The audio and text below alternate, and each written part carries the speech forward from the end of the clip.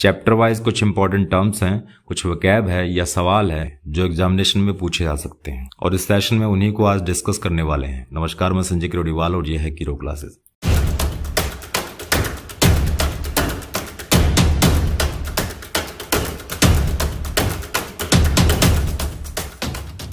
Chapter first है reproduction. वो अलग बात है कि इस बार आरबीएसई बोर्ड एग्जाम से ये चैप्टर हटा दिया गया, फिर भी कॉम्पिटिटिव एग्जामिनेशन के हिसाब से उसके लिहाज से क्वेश्चंस आते हैं, पूछे जाते हैं। इस चैप्टर में जो पहला टर्म है वो है लाइफ स्पैन। जिंदगी की बात चल रही है। लाइफ स्पैन वो पीरियड है जो स्टार्ट होता है बर्थ से और जब तक उसकी नेचुरल डेथ नहीं हो जाती किसी भी इंडिविजुअल की, तब तक का जो पीरियड है, पैदा होने से लेकर मौत तक का जो सफर है, उसे कहते हैं लाइफ स्पैन। दूसरा टर्म है क्लोन।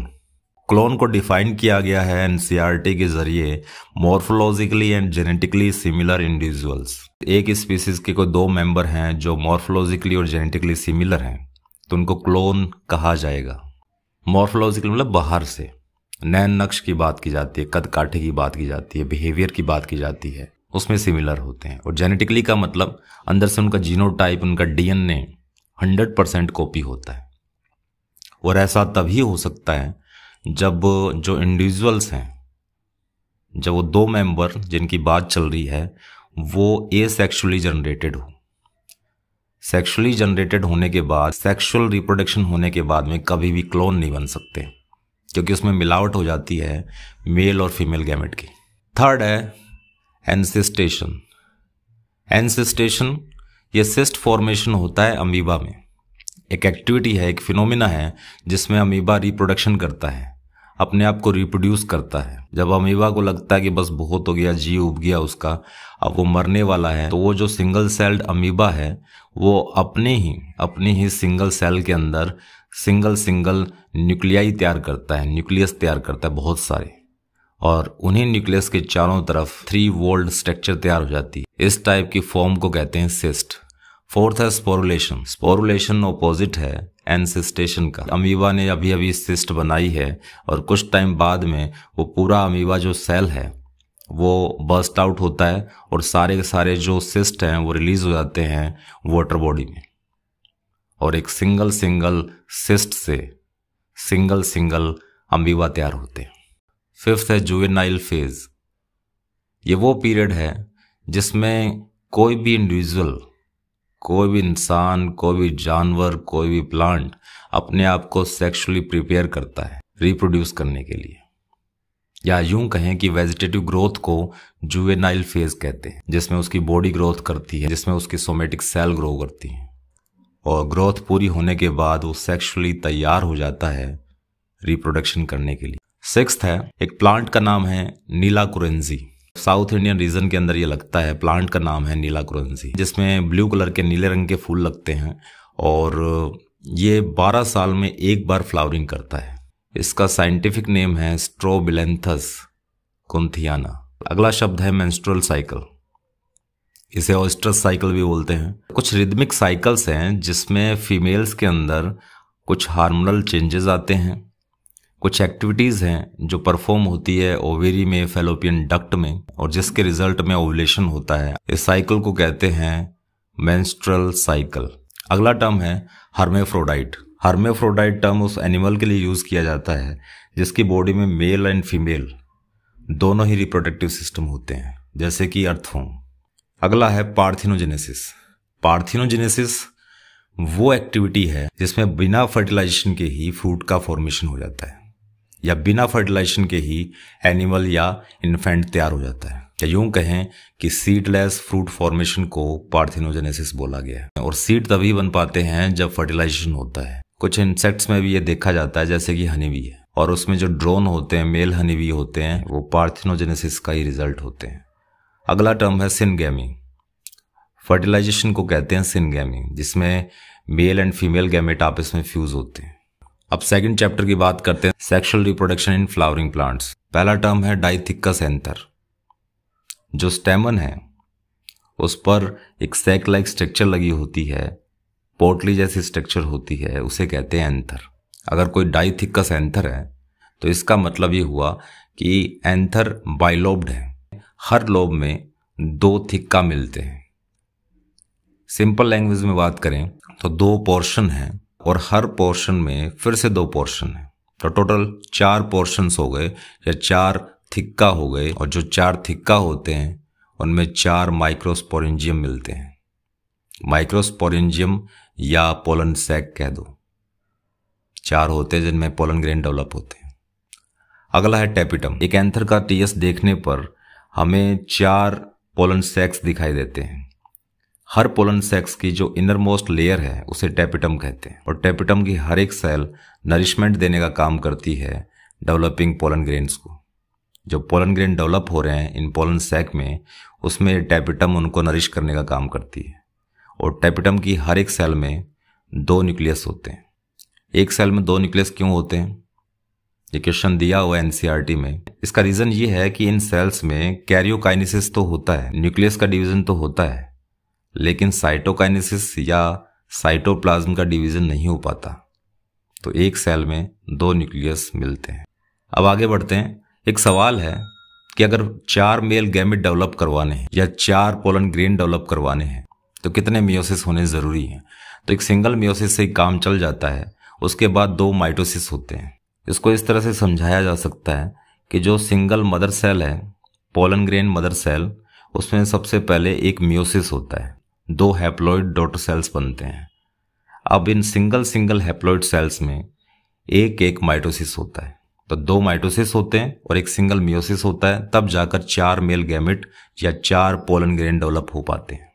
4th है स्पोरोपोलिनिन। इंपॉर्टेंट है काफी, मोस्ट रेजिस्टेंट ऑर्गेनिक मैटर है। मोस्ट रेजिस्टेंट ऑर्गेनिक मैटर का मतलब चाहे दुनिया में आंधी तूफान आए, टेम्परेचर है वो 1000 डिग्री सेल्सियस तक चला जाए, तबाही मच जाए, यहाँ पर उथल पुथल हो जाए दुनिया में, हवा मिट्टी पानी सब दुश्मन हो जाए, ये जो अनफेवरेबल एनवायरमेंटल कंडीशंस हैं, इससे इसका बाल भी बांका नहीं होता। और ये जो स्पोरोपोलिनिन है वो पोलन ग्रेन की आउटर वॉल तैयार करता है।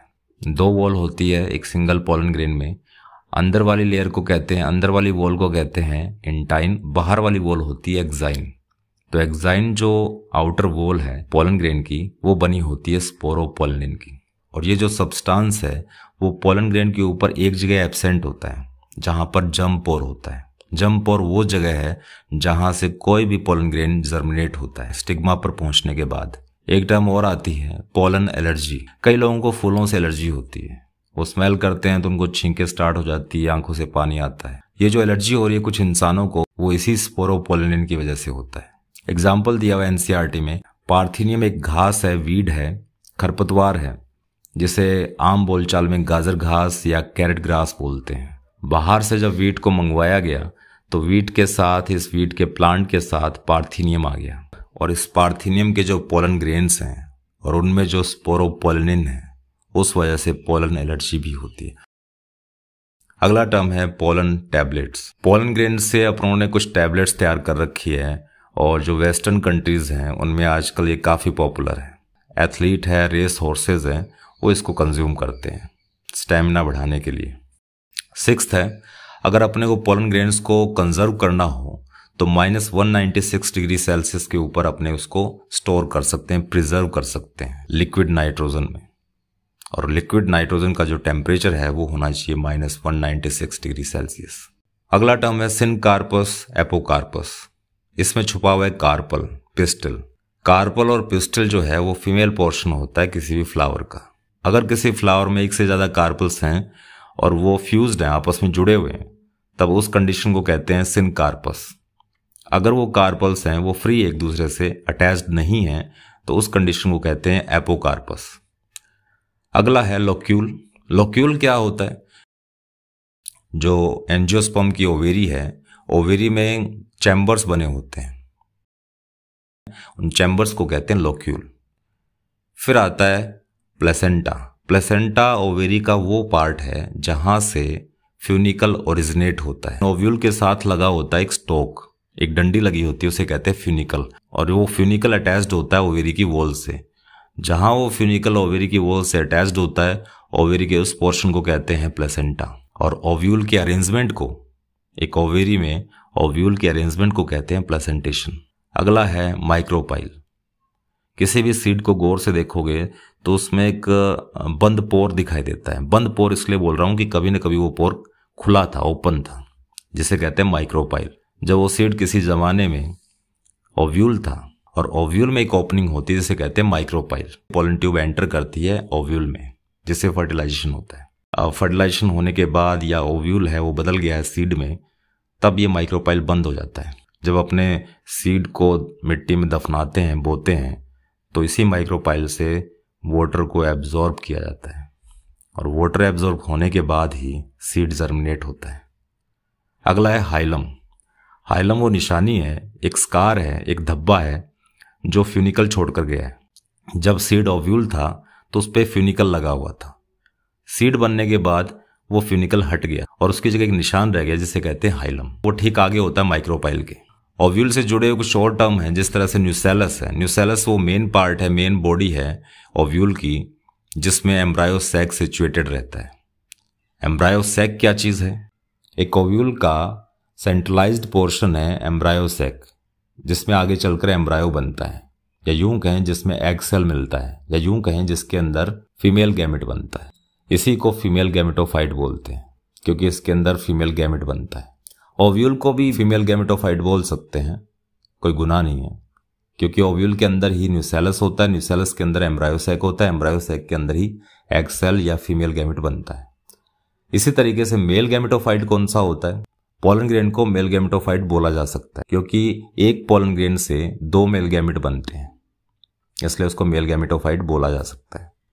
स्टेमन को भी बोल सकते हैं, क्योंकि ओवरऑल जो पोलन ग्रेन है वो डेवलप होते हैं एंथर में, और एंथर किस पे लगा होता है? स्टेमन के ऊपर लगा होता है। अब एक सवाल है, एक सिंगल एग सेल या फीमेल गैमेट बनने के लिए कितने मियोसिस का होना जरूरी है? तो मैं कहूंगा एक सिंगल मियोसिस से काम बन जाता है, बाकी माइटोटिक डिवीजन चलते रहते हैं।